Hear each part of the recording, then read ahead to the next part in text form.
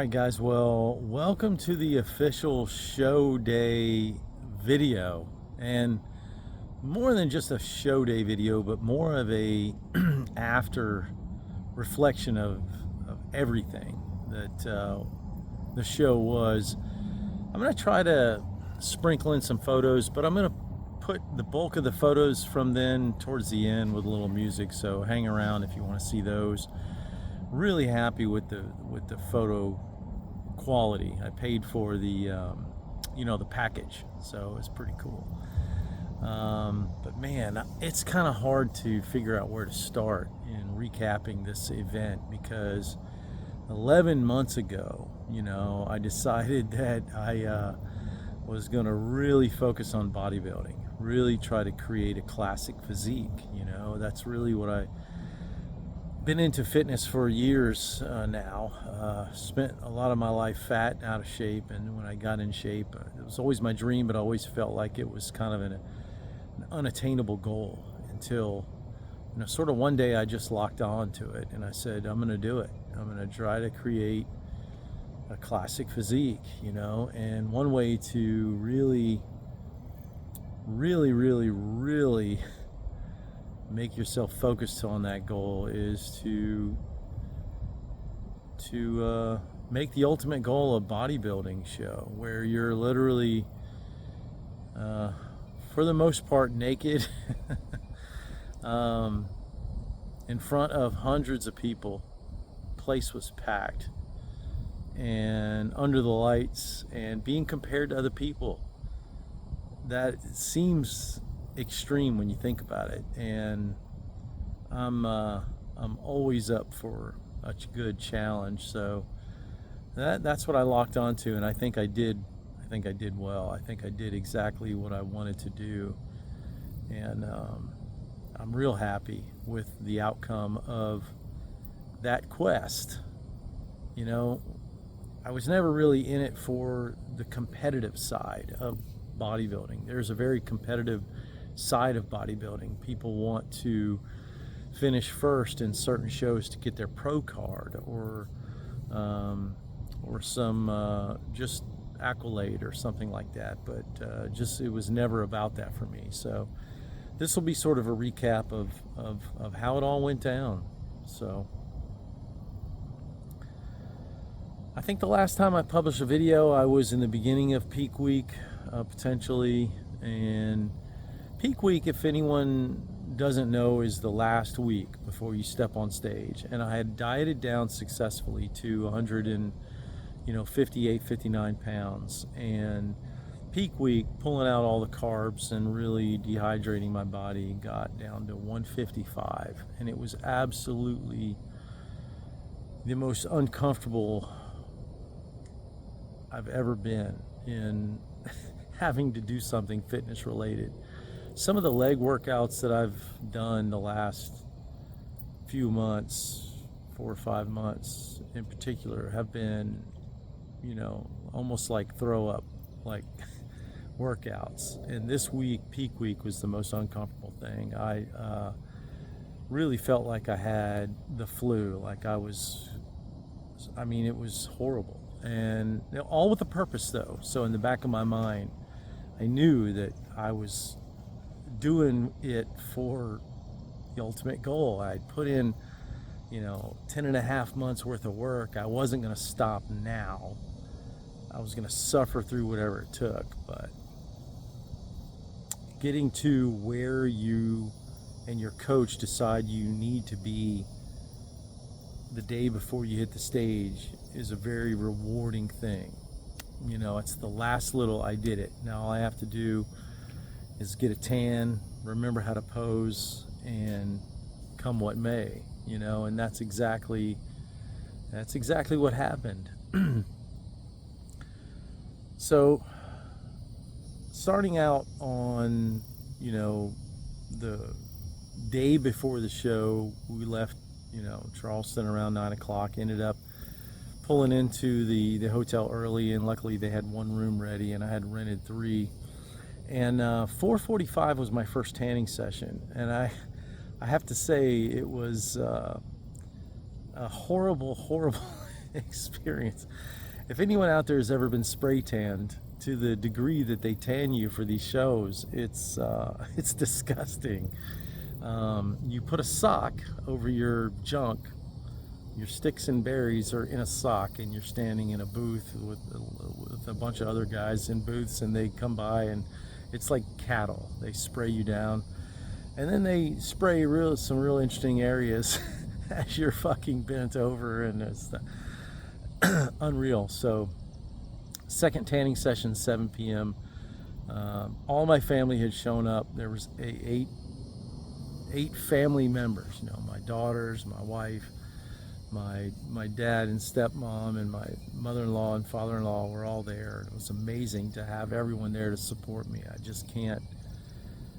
I didn't think that would be the case. And one by one, I think they all just, you know, they wanted to come and see, you know. And anyway, the next morning, the next tanning session was, I think, 6:45, and the whole time just eating carbs, eating protein and whatnot, and monitoring my water. My coach was there, awesome, Eric Johnson. He's in the Charleston area, but he does remote coaching.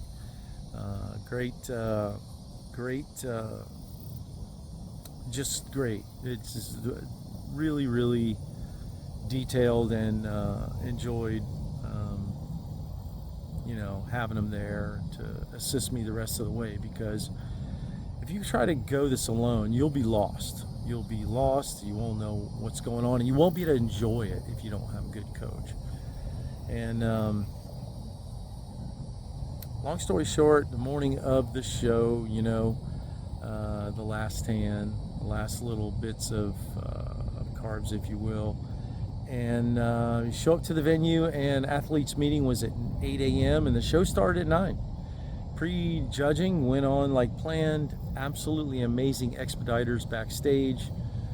Now, right before you go on, they spray you with this glaze and they touch you up, and those people backstage were just amazing, the detail. And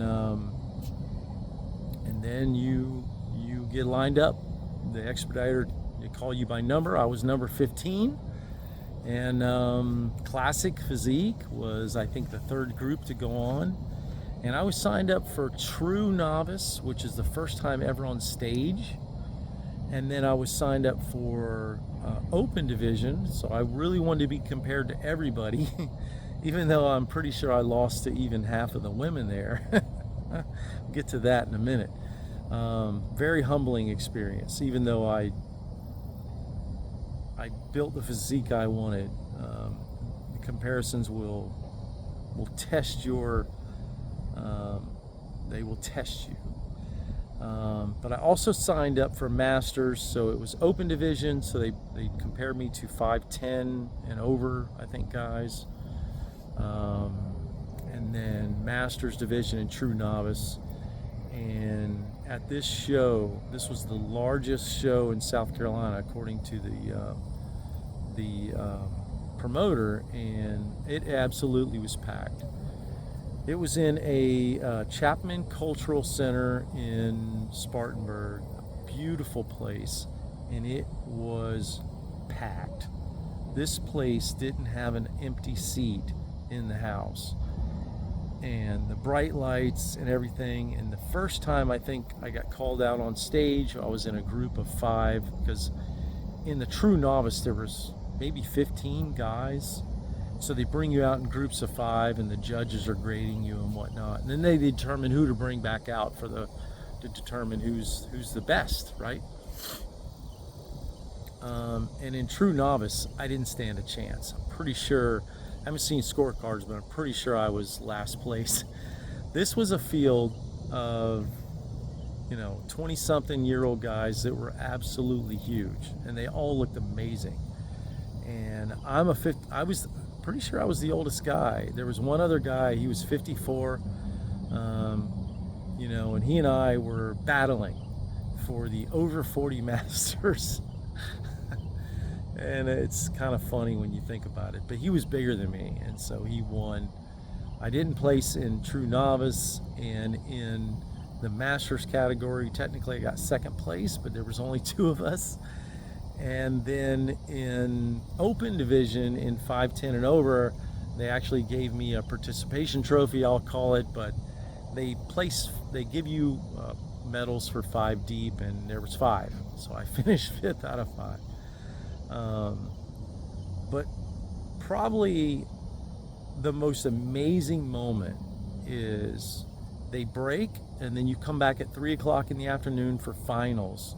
And finals is where you get to do your individual routine. So I had a song picked out by Shaggy. It's called Hope. It's an amazing song. I just love the feel of the song.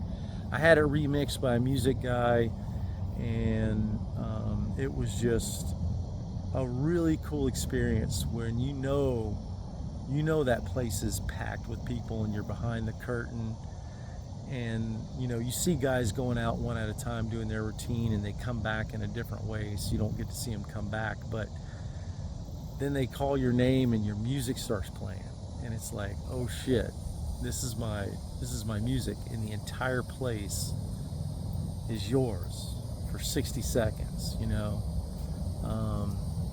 and you go out there and you pose and you do your best. And my posing was not very good.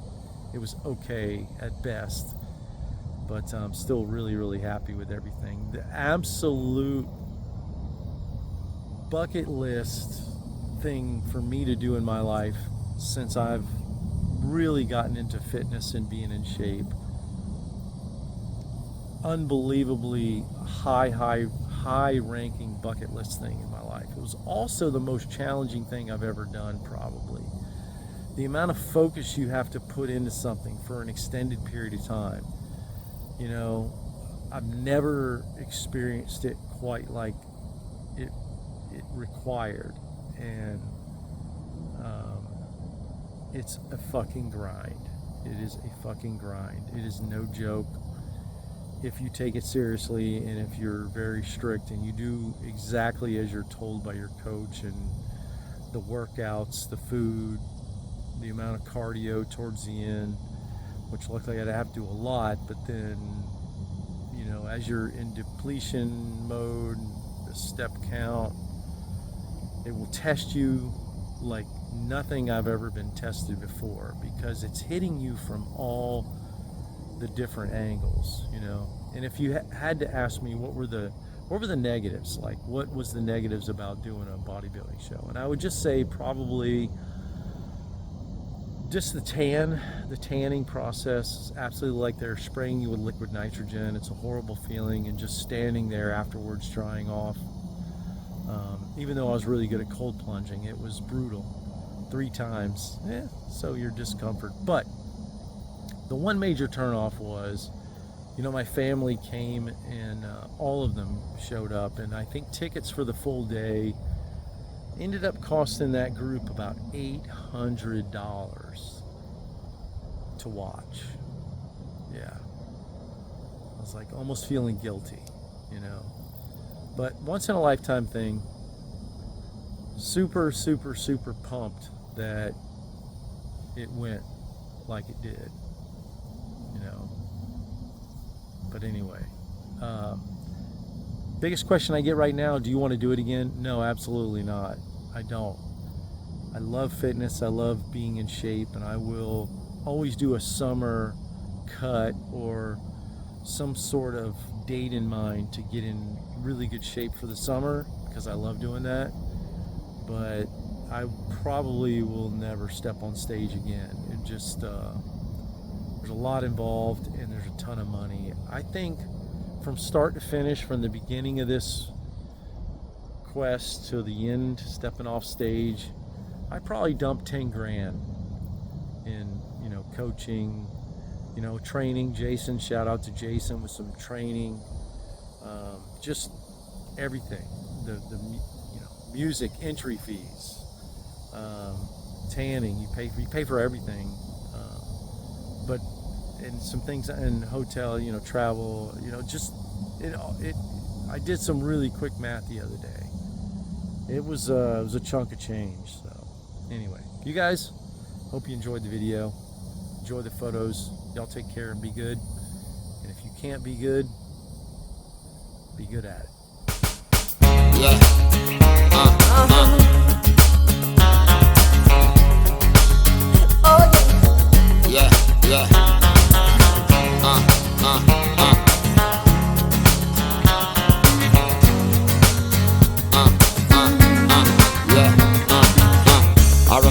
so long ago. We had a one-room shack and the living was low. And my mama by herself raised me and my bro. Wasn't easy, but we did it with a little bit of flow. Worked hard, got us up to school every day. Kept our eyes on the stars and the skies were gray. Gave us drive to survive, really showed us the way.